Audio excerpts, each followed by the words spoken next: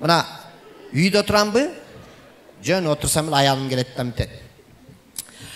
Бүгүн Жапардың тойы болот экен. Барабызбы дейт. Мен айтам, барабыз дейм. Жарым саат өткөндөн кийин келет дагы. Ойлонуп көрсөм, Жапар биздин тойго келбептир, барбайбыз дейт. Мен айтам, барбайбыз дейм. 45 мүнөттөн кийин кийинип келет да. Эмне отурасың, баспайсыңбы дейт. Тойго барбайлыбы дейт. Мен айтпайм. Эмне жана барабыз дедиң, кайра эмнеге барбайбыз дедиң, эми келип алып кайра эмнеге барабыз дедиң деп сурабайм.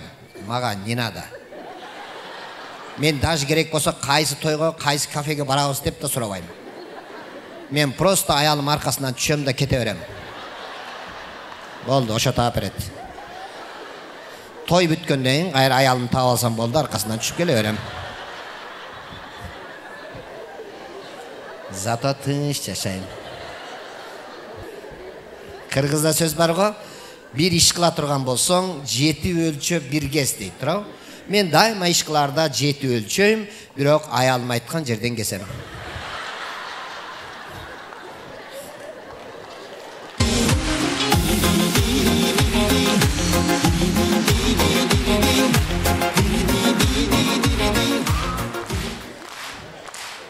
Мага эмне кереги бар? Өзүм билген жерден кесип алып, анан кайра аялым айткан жерден кесип эле.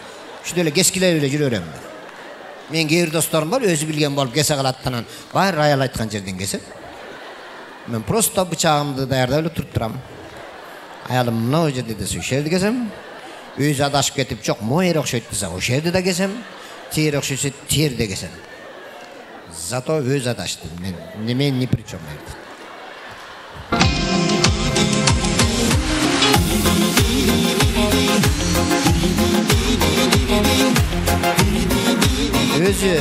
Өзү адашкандан кийин өзү мен адашсам мени айтмакса жиндисиң деп турабы? Жиндисиң эмне жерден кестиң демек да, өзү 3 жолу адашкандан кийин өзүнө айтат. Жинди турбаймбы деп өзүнө айтат. Мен айткан жокмун, өзү айтты.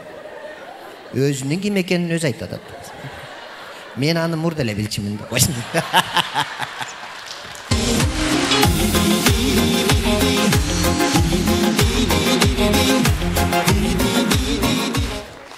Мен аны мурда эле билип, көптөн бери өкүнүп жүргөм. Кутула албай да койсун. Өз негизи мындай да, билип туруш керек да, билип туруш керек. Мисалы, жигиттер дагы, эркектер да, аялдар да билип алыңыздар. Уруш чыкпаш үчүн айтам мен бул нерсени. Мына мисал карап туруңуздар, эркектердин ой жүгүтүүсү такыр башка болот, айымдар билиңиздер. Башкача ойлонот. Ошону айымдар көп билбейт да. Мына азыр мен сахнада турамбы? Мен сахнада турсам, эркектер жанатан бери мени карап атат. Мени эмне кылып көрүп атат алар? Жөн эле общий эле көрүшөт да булар. Эркектин көз карашы ушундай. Бир пакана сүйлөп атат деп эле койт, болду ушун. Общий эле көрөт да булар. Аялдар анткен жок. Аялдар жанатан бери мени кандай кийинип келгем. Биз 3,5 миллионго жеттик. Биз бардык жердебиз. Күн сайын болгон аракетибизди жумшап келебиз. Жашооңуздарды ыңгайлуу кылыш үчүн, жаңы мүмкүнчүлүктөрдү жаратыш үчүн, мыкты болуш үчүн, сиздерге кубаныч тартуулаш үчүн. Биз бирге өсүп өнүгүүдөбүз. Ар дайым чогубуз.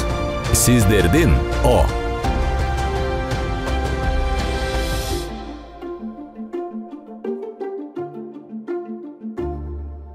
Не кийинип келгем, не болуп турам, ушунун баарын карап атат, ичинен өздөрүнчө сүйлөшүп атат. Ушунча эл болсо, майрам болсо, галстук тагынып деле чыкса болмок экен деп сүйлөнүп аткандар бар. Галстук тагынсам мууну эле кысыла берем өзүмчө эле. Ошону айтып коеюнчу алдын ала. Концерт бүткөнчө кысыла бербегиле, просто айтып коеюн. Ушулардан бери байкап турат да, аял заттын көз карашы башка. Аял зат ар бир майда нерседен бери билип турат. Ушуну билиш керек да. Мисалы, тойго бардык деп коелу. Ресторанга кирип баратабыз. Ресторанга кирип баратканда кире бериште күскү турса, ошону эркектер байкабайт деле, өтүп барат даже байкап калат. Мына кирип барат турган күскүнү көрүп калып, күскү бар турбай деп турган мындай келип турган. Өзүрө мит коюп кайра кирип кетип кала берет. Аялдар антпайт. Аялдар кирет да күскүнү көрүп, күскү жок болсо дагы издеп, каалган ачык маягында күскү болуш керек деп таап, мисалы. Күскүдөн өзүн көрүп, баардык көйнөктөрүн, кийимдерин баарын бир сыйра карап, толук бир чоскаларын баарын карап бүткөндөн кийин анан күз күнүн өзүң карап, анын кандай жасалганынан бери карап, үйдүн эшигине кире беришке ушуну коюп коюш керек экен деп аны карап, канча турат болду экен деп ошого чейин ойлонуп, анан ресторанга кирет. Ресторанга киргенден кийин ресторандын ичин бир сыйра карайт. Эки жакты карап, иллюстрация жакшы экен, мурдагы ресторанга караганда жакшы кенен салынган турбайбы деп столду карап, скатертин дагы өзүнө жарашат экен, скатертин карап, тамагын бир сыйра карап, тиги салатын деген выпечкасы мындай болуп калыптыр деп тигилердин баарын карап, анан баарын эсептеп, анан ичинен басып барат. Анан кийин Жамиланын кына караганда бедный жасап коюптур деп анан нары көздөй басып, анан өзүнүн отура турган жерин издейт. Барып отура турган жерин карайт. Отуруп келип эки жагын карайт, кандай удобный эмес экен деп, анан аркасын карайт. Аркасын караса мындай бир сары занавеске илинип турган болсо, ой, сары занавеске илип койгон турбай, жакшы болгон турбай, как раз мен кызыл кийинип келдим эле, сарыга кызыл болуп мындай сочетание болуп, жакшы отурат турбаймынбы деп настроениясы көтөрүлүп. Эгерде өзү кызыл көйнөк кийип алып туруп, занавеске кызыл болуп калса, сразу настроениясы түшүп, бу да кызыл экен, мен анын алдына да кызыл отуруп алып, сливаться этип жок болуп кетет турбаймынбы деп аны ойлоп. Эркектерден ошо ресторанда занавеска же терезе бар бекен деп сурап койгулачы өзүнө. Занавескени айтам да дагы. Ошо терезеси бар же терезеси жок экен деп билбей отуруп кетет эркектер ошо. Ой жүгүртүүсү башка да. Ошон үчүн сиздер билбей эркектердин ушундай мындай ачыгыраак айтайын, сиздер эркектер таарынып аласыздар, эркектер мындай тупойроок болот, мындай айтайынчы сиздерге. Ошону билбей өзүңөрдөй ойлоп аласыңар да, ошон үчүн таарынасыңар. Мына көчөдө күйөөң бир жактан келмек да, аялы күтүп отурат. Бир жумушту тапшырган келди. Караса же бирдеке ала кел деген, караса жок, колунда эчтеке жок, күйөөсү кирди, курсак ачык келген алчы. Бир жумуштарга алаксып жүрүп албай алганда, аял ошону күтүп аткан эштен кирип эле. Кана жана мен алып кел деген эмем кана десе, ал курсак ачып келген эме. Отурчу, аны эртең деле аласыз дейм. Тамак барбы? дейт го. Аял деген өзү назик болот да. Бир нерсе мындай кичинекей нерсени чувствуйт этип турат. Ал жанагы, кой отурчу, эртең алабыз да дегенде аял тырс этип таарынып калат уже. Айымдар билип алыңыздар. Сиздер таарынып калдыңыздар го? Эркек биякты карап, тамак барбы деди го деген моментте жанагы, кой отурчу деген унутуп койду уже. Сиздер таарынып алдыңар уже. Ошону менен силер эмне кыласыңар? 3 күн таарынасыңар. 3 күн. Силер 3 күн таарынганыңарды же берки тупой билсечи. Силер 3 күнүн ичинде ыйлагансыңар еще. Подружкаларыңа чалып алып булкулдагансыңар. Тиги мен ушинтип урушпадыбы, мени кагып койбодубу депчи.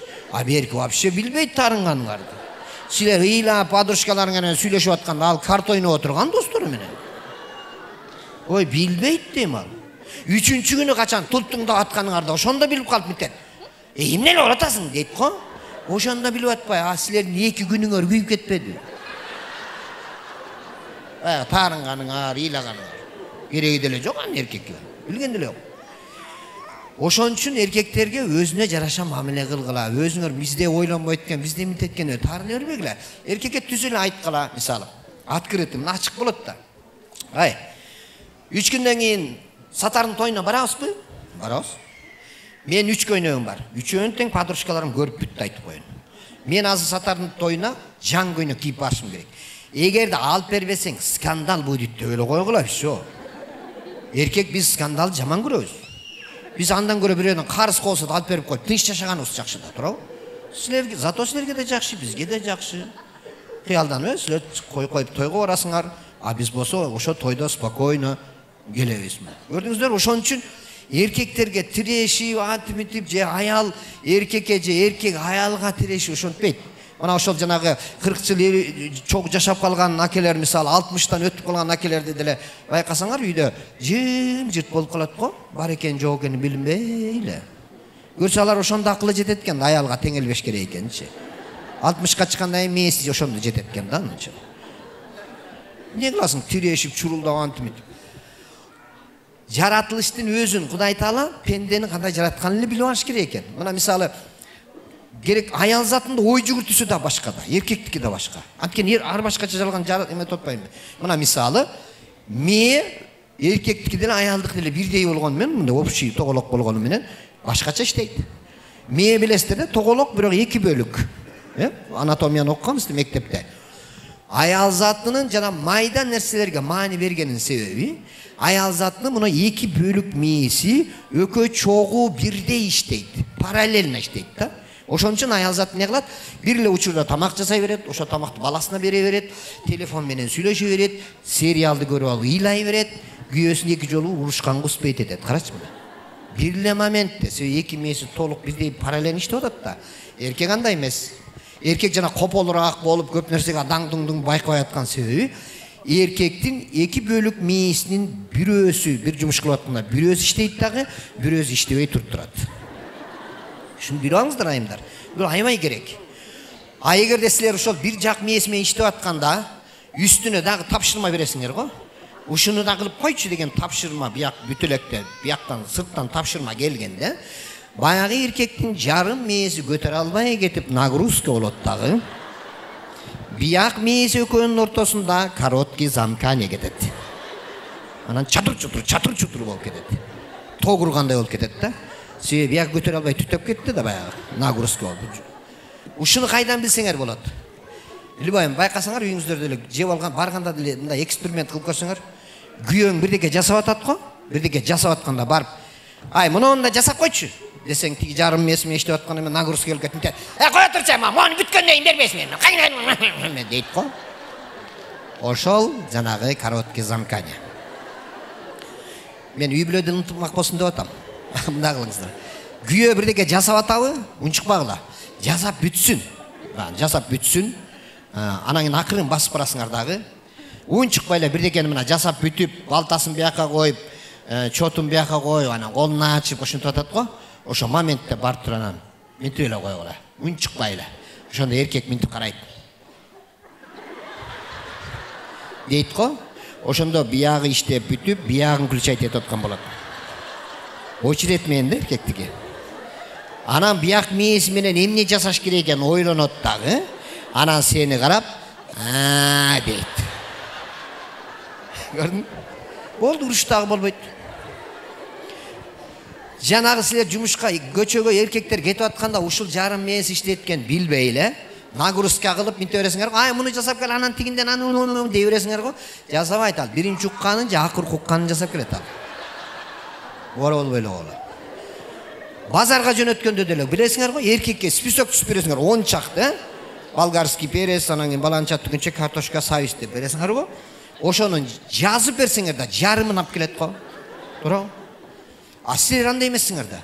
Силерге записканын деле кереги жок. Силер базарга киресиңер да жана 10 чактыдан да ашыгын да соода кылып келип аласың. Даже кереги жогун деле алып келип аласыңар. Муну эмне алып алдың сен? Билбейм, базарга келип алып алдым деп койсоңар. Башкача. Көрдүңүздөр? Ой жүгүртүү башка, эркектики башка. Ошон үчүн жанагы эркектин мээси нагрузка болгондо дегеним эмнеден? Жана эркектердин чачы түшкөн ушундан. Айымдар билип алыңыздар. Ошого сиздердин жардамыңыздар көп тийип атат да. Эркектин чачы түшүп калганчы. Анткени мындай да. Улам тапшырма бере берсең эркек жана ана деп нервиштеп атпайбы? Ошо эркек нервиштеткенде мээси абалы өзгөрөт. Кантип дегенде? Мындай көп чыгат, кыргызча айткандачы. Мындай жүрөк иштейт го. Тук деп иштейт. Ошо сыяктуу мээси көп чыгат дагы баш сөөктү тээп, кичирейип атып, мээ менен баш сөөктүн ортосундагы чач сынат. Ана мээден витамин кетпей калгандыгына байланыштуу чач эмне кылат? Суусу карылбай калган бакка окшоп агарып барып анан кийин түшүп калат. Мына ушундан. А эмне үчүн аял затынын чачы түшпөйт? Анткени аял затынын чачынын түбү терең. Ылдый жактан келет да, терең. Анткени аял затынын мээси кичикей да.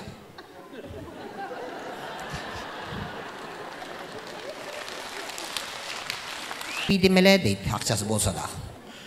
Максатына жетпей калгандан кийин аялдын мээси сразу автоматически кичирейет. Айласы кетип, эмне кыларын билбей, күйөөсүнө телефон чалат. Күйөөмдөн акча сурайын деп. Күйөөсүнө телефон чалса, күйөөсү ошол моментте жарым мээси менен бир нерсе иштеп аткан болот. Адаттагыдай эле тыштан келген задача келгенде, жарым мээси түтөп кетип, баягыдай контактетип, "Каяктагы шубаны айтып атасың, кое турчу мен дейт. Ошо менен күйөөсү да акча бербей калат. Анан тигинден сурайт, мындан сурайт, анан эч ким акча бербей койгондон кийин аял жанагантип ачуусу келип нервишти эткенде мээси кичирейип отуруп кечинде мээсинин размери жаңгактай болуп калат. Элестетсеңиздер, жаңгактай. Ошон үчүн жана аял заты кечинде келип үйгө келгенде митет го. Башым эле ооруйт дейт го. Ооруйт да. Жанагы жаңгак могу баштын ичинде эле калдыр шулдур болуп эле. Кечке тоголонуп, ары тоголонуп, астыга урулуп, бияка капталга урулуп эле. Кечинде келип жатайынса тоңкук деп эле кулап атса. Ооруйт да. Ошондой мен ойлоп калдым. Эмнеге эркек басканда мындай дыңкыйып басат дагы, аял басканда мындай басат десе, ушундан экен көрсө.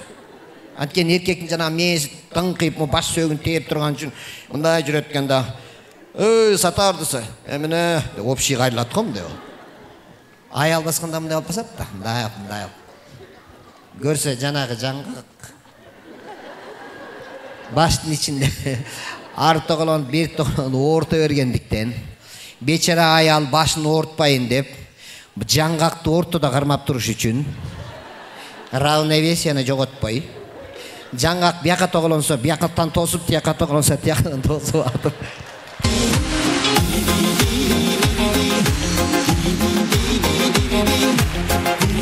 Байраңыздар менен жаңгактар.